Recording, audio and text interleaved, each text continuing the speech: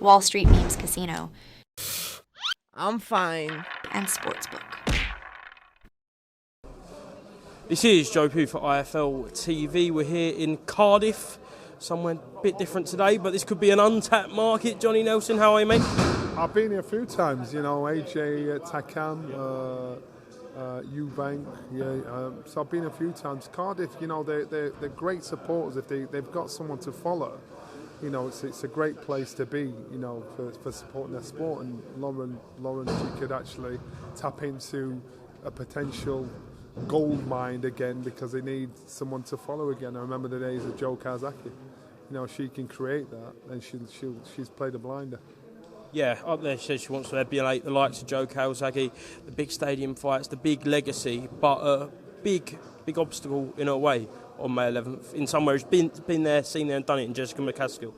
Massive obstacle in their way, and I think Jessica has done that and is doing that.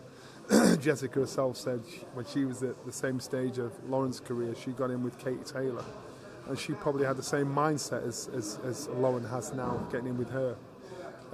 Jessica, she did kind of she tried kind of a Klitschko kind of thing, what he did when he boxed Anthony Joshua, saying you're a good fighter, you'll become good eventually. Basically saying I'm the boss, you know, and it's a kind of a backhanded compliment, but passively putting you in your place. And Lauren, you know, I think when the bell goes, she needs to flick that switch, get the job done. Jessica is a good aggressive fighter, and I think Lauren is as well. She keeps talking about her boxing skills. I think Lauren's a good aggressive fighter. She's just been frustrated because the opponents in front of her have not been of that level, and so she can do them both. The only thing Lauren's lacking in this is experience. The only thing you can't buy, borrow, pretend to have is experience. She hasn't got the experience, so therefore she's got to put it down to she knows how to deal with the pressure. I don't think the pressure is going to be a problem. She's used to performing at high pressure in sport, so it's professional rounds experience, and that's the only thing she's lacking in. Just got back from Saudi. Amazing week out there. Yeah, just how did you find the whole week as a whole, first of all? Good week, I think. The Saudis, I think they're putting in amazing opportunities there, you know, and events. You know, it's mind blowing what they're doing there, and hopefully it become the new mecca of boxing over Vegas, and it can be. And I think there's fights that can happen, should happen, could happen. We saw Manny Pacquiao out there, you know, doing a face-to-face with Conor Benn. Is it going to be out there? We don't know. But what they're doing out there in Saudi, they're giving opportunities for the fans to get what they want, see the fights they want, so which is good. We'll start off with that then. Conor Benn versus Manny Pacquiao. Not really many people expected that, and certainly not a face-off in Saudi Arabia, but yeah, what's your thoughts on that fight as a whole? Well, I think Eddie Hearn's doing an amazing job with Conor Benn. Conor Benn's had 2 fights since his ban with the British Boxing Board of Control, but he's still in the mouths of most boxing people. So he's still keeping him relevant and in people's mindsets.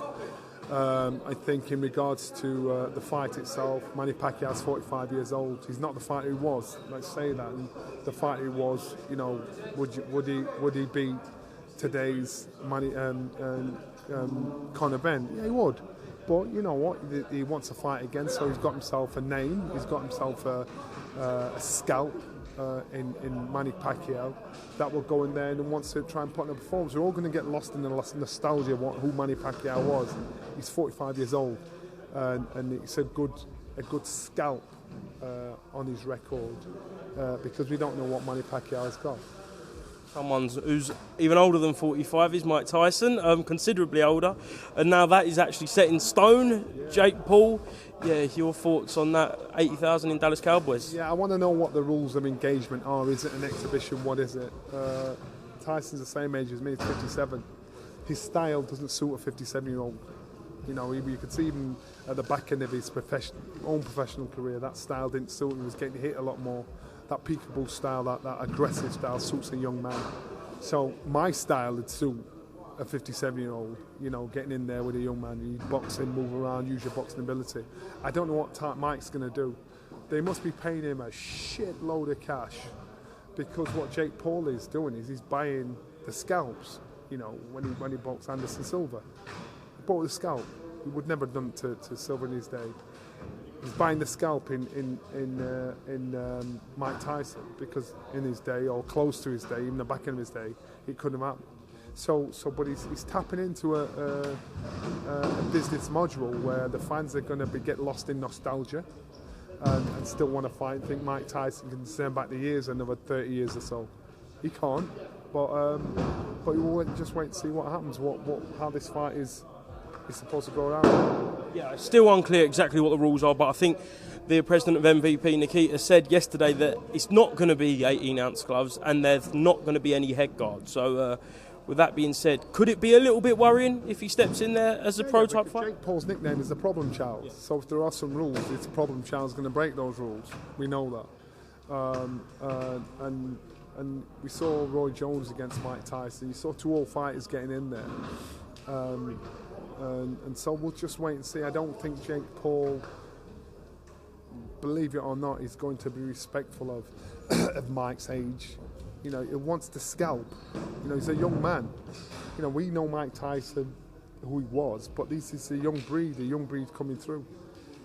Someone who's returning this Sunday in Ireland is Dillon White. That come kind of out of nowhere, but can he kind of take this fight against Christian Hammer, kind of opponent, not really neither here nor there, but insert himself straight back into that heavyweight mix? I'm quite sure out in Saudi Arabia there's a place for him. Yeah.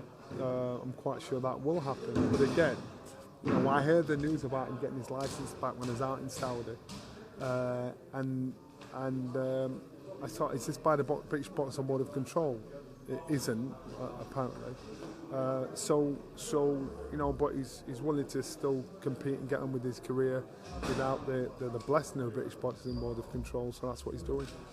Last one, just near a week now. Anthony Joshua, just absolutely devastating out there, wasn't it? Absolutely devastating. The result should have always been that result. The way the result came about, I didn't expect that. I didn't think Anthony Joshua would knock him out. I thought Anthony Joshua would proper, you know, day and night him. Anthony Joshua switched it on, and that's what should happen when you get in the ring. You know, a one-fight novice gets in the ring with a world title contender. That's what should happen. But I just think Anthony Joshua should do that. Again, every interview I've done, I've said I've got to give credit to Ben Davison. I gave him a hard time when he got the job with Anthony Joshua to say, how comes this boy's been given the keys to a Porsche? What credentials has he got? And the credentials are he's actually switched that on. He's not added anything I see physically in regards to how he boxes. He's added to that mental side of it. That's what AJ's needed. I think AJ's been at the point where, you know, he's seeing the highs and lows of our sport, where the fans have turned against him, they've loved him, they've been all over him.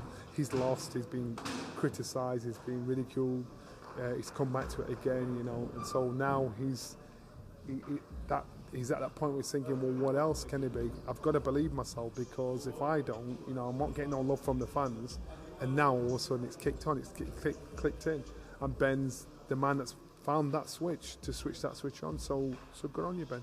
Good start favourite, AJ or Fury? If you're looking on performances, you've got to say AJ. And I've said it before, when I said AJ first, then Fury, then AJ flattened out, then Fury's gone back up there again. You look at AJ, he's with knockouts like that, you know, with that mindset, that approach, not the Franklin approach, you know, not the Wallen approach, with that approach, you take that in, then you're laughing. You know, Tyson Fury, we don't know where he is because we saw his performance against Ngannou. And there's all the excuses why that performance was the way it was. That wasn't Tyson Fury. I think if he boxed again, Tyson Fury totally outboxed him. And it's styles make fires. Excellent. Johnny, thank you very much for speaking to IFLTV, and I'll see you soon, my friend. Thank you very much. Cheers. Wall Street Memes Casino. I'm fine. And Sportsbook.